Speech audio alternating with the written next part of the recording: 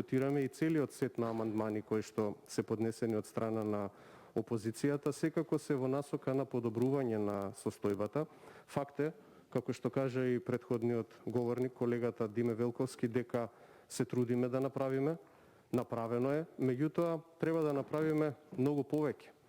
Начинот на кој што се дистрибуирани ставките во буџетот кои што се наменети за заштита на животната средина и поддржување на екологијата, дефинитивно треба да се потрудиме да го зголемиме, затоа што оној процент кој што, без оглед дали го гледаме како процент од GDP или од целокупниот буџет, е премногу мал за да постигнеме видливи резултати. Исто така, начинот на кој што се менаџира справувањето со аерозагадувањето и генерално со целиот еколошки процес, дефинитивно мора да се обидеме да го подобриме, меѓутоа за сето тоа треба да обезбедиме повеќе средства. И овие амандмани се токму во таа насока.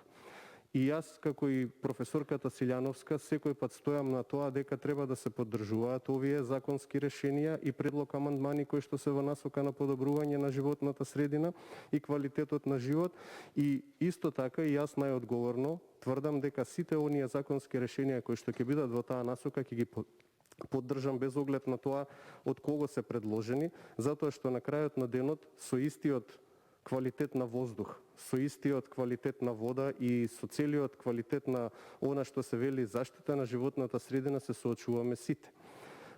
Конкретниот амандман дефинитивно беше предложен како иницијатива од невладиниот граѓански сектор и преточен во амандманско решение, кое што одва иницијативата го на некаков начин иницираше, меѓутоа треба сите да сме свесни дека е проблем со кој што реално се соочуваме и кој што ќе треба да почнеме да го решаваме. Никој не очекува дека сето тоа ќе се случи преку ноќ. Никој не вели дека претходно не се донесени законски решенија или дека не се работело, меѓутоа оние средства кои што се предвидени во буџетот за 2021 година, генерално како вкупни средства се помалку од оние кои што беа планирани за претходниот буџет. Ние мораме да се трудиме да ја зголемуваме ставката на секаков начин, дали преку амандмански решенија, дали преку планирање на буџетот, затоа што не можеме да имаме очекувања дека ќе постигнеме видливи резултати. Не зборувам за краток временски период, затоа што и не е можно за краток временски период да се постигнат резултати, меѓутоа без финансиски средства треба да сме свесни дека не можеме да ги постигнеме. Исто така, треба да сме свесни и дека од она што на некаков начин ни е капитал кој што го имаме, а тоа е природната средина, само 9% ни се заштитени подрачја. Ние мораме да работиме на заштита на зеленилото со кое што располагаме. Ние мораме да се обидеме да го зголемиме бројот на прогласени заштитени подрачја и национални паркови. Инаку, во Скопје конкретно, па и не само во Скопје, на целата територија на Република Македонија ќе се соочиме со една состојба каде што ако ги немаме тие заштитени подрачја, ние самите ќе си ја сечеме гранката на која што седиме. Нема како поинаку, освен преку заедничка надпартиска иницијатива, да се постигнат овие резултати. Ако можеше Република Словенија да биде најчиста и најзелена република во Европа, зошто да не можеме да почнеме и ние да се движиме во таа насока? Да, факт е дека, како што каже и колегата Коцич, јасни се оние загадувачи кои што придонесуваат за аерозагадувањето. Меѓутоа, факт е и дека домаќинствата кои што се греат на дрва не се за занемарување. Исто така факт е дека иако гасификацијата ќе биде начин на кој што ќе се намали аерозагадувањето, далеку сме од комплетна реализација, особено пак во оние средини каде што домаќинствата ги користат овие начини на грејење.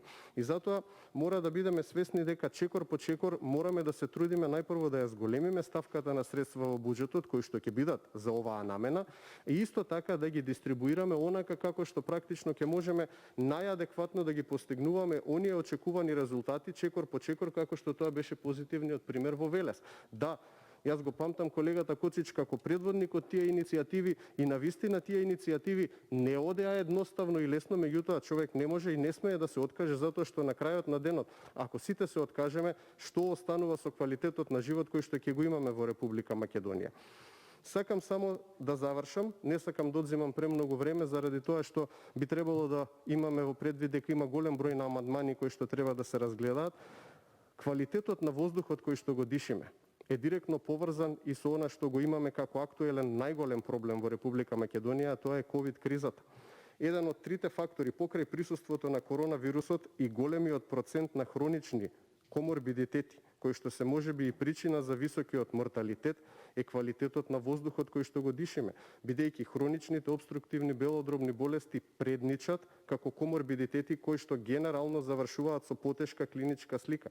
И затоа мислам дека ако носиме буџет за 2021 година кој што ќе биде фокусиран на менаџирање на ковид кризата, покрај сите оние средства кои што ќе бидат алоцирани во здравствените институции, треба многу повеќе да се фокусираме и на квалитетот на воздухот кој што го дишиме и на квалитетот и на заштита на животната средина. Благодарам.